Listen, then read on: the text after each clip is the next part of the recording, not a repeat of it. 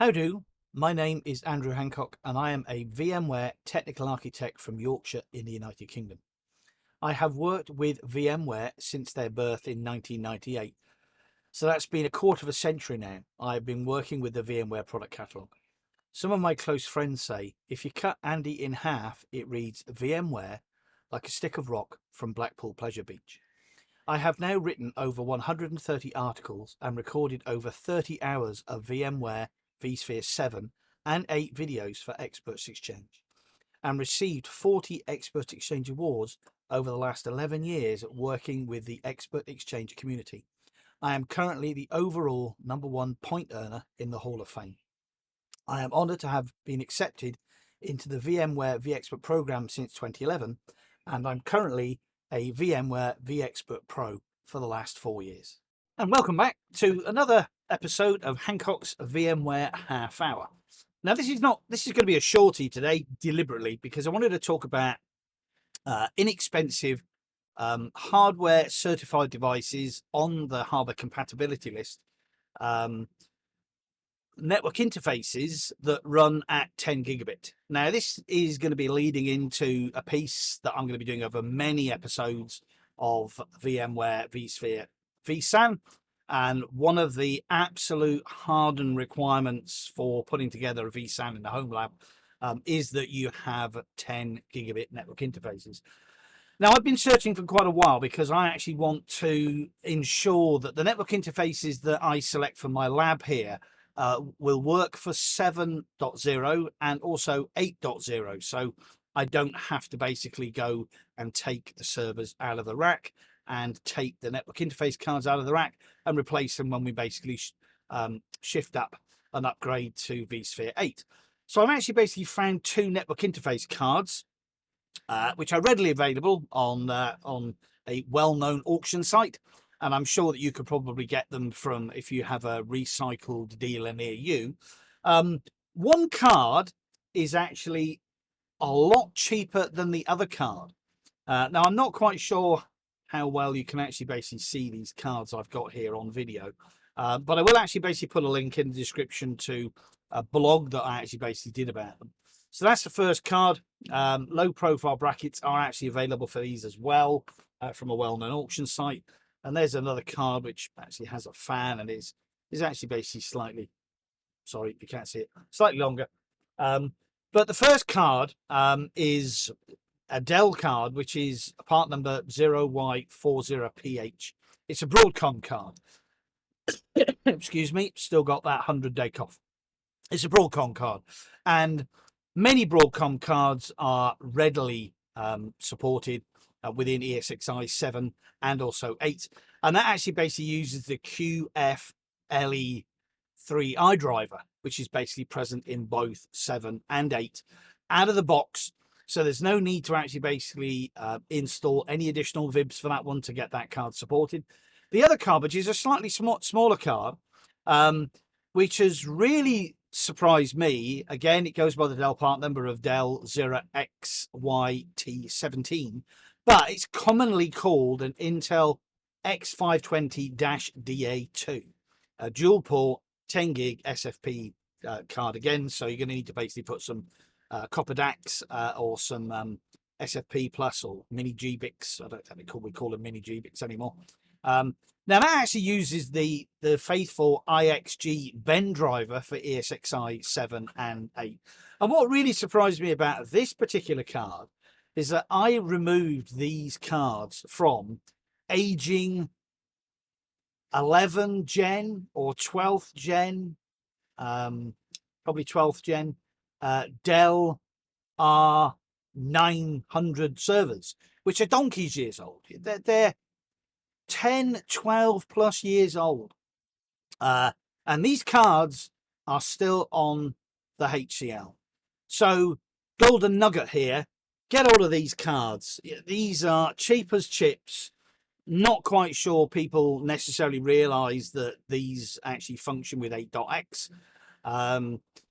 And the moment I think that people discover online on well-known auction sites that these are still supported and working in 8.x, then their values will start to rise as well. So you should be able to get these cards for, you know, £5, £10 in the UK, $5, $10 in the US. And just to sort of kind of show, I've actually got these cards. Now, these have actually basically got normal brackets. I've actually basically gone off at that well-known auction site and got myself some low-profile brackets for those. And just to actually show you, excuse me, cough. Here we have, if you look at VMNIC 12 and VMNIC 13 in our Dell R730, you can actually basically see that IXG Ben driver actually is loaded. And if we just actually go back to our vCenter server and we'll look at the same server number 7, then you can actually basically see that VMNIC 12 and VMNIC 13, 10 gigabits, and they are currently up. With my thanks actually to Andy Nash, fellow vExpert, that sent me some SFP Plus.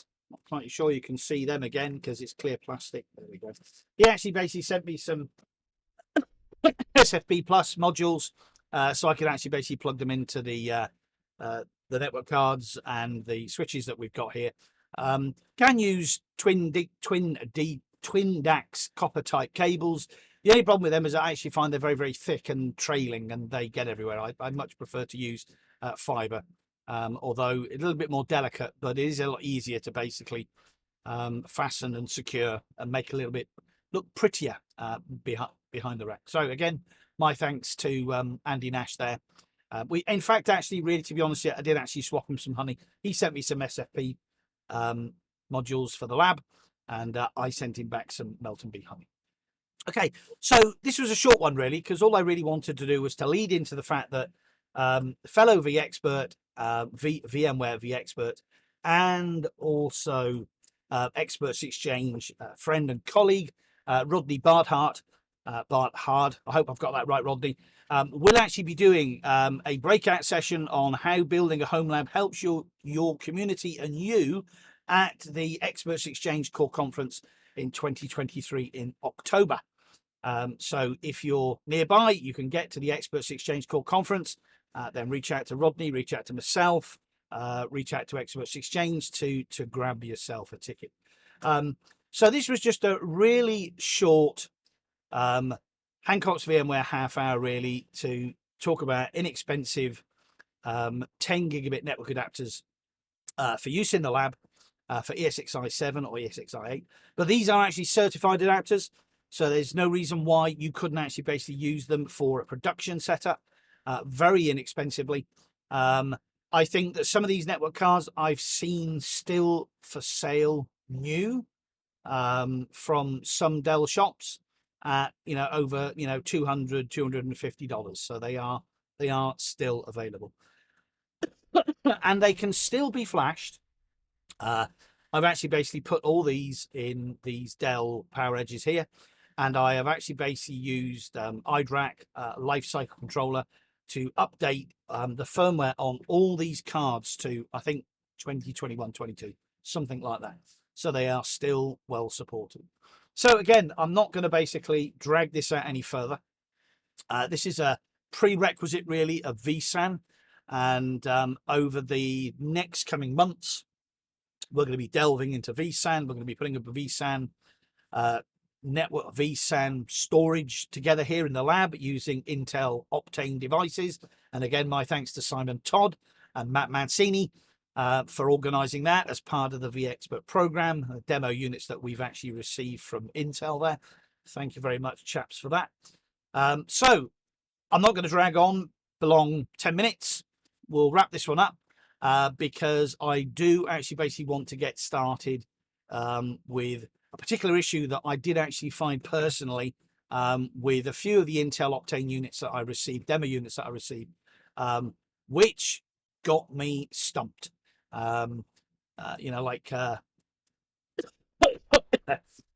Like not afraid to acknowledge that yes, I got stumped by a couple of the cards, and I basically got caught into a little trap about sector sizes, LBA sector sizes on devices. But we'll talk about that in the next video that I'm going to do on Intel Optane devices and sector sizes, and why I was scratching my head for a few moments before I had to reach out to Simon Todd and have a little dialogue with him, and then all became very clear. Anyway, so many ways. So thanks so much for watching. Come back soon.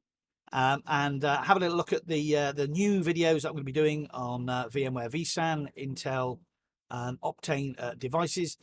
So with that, all the best and thank you very much.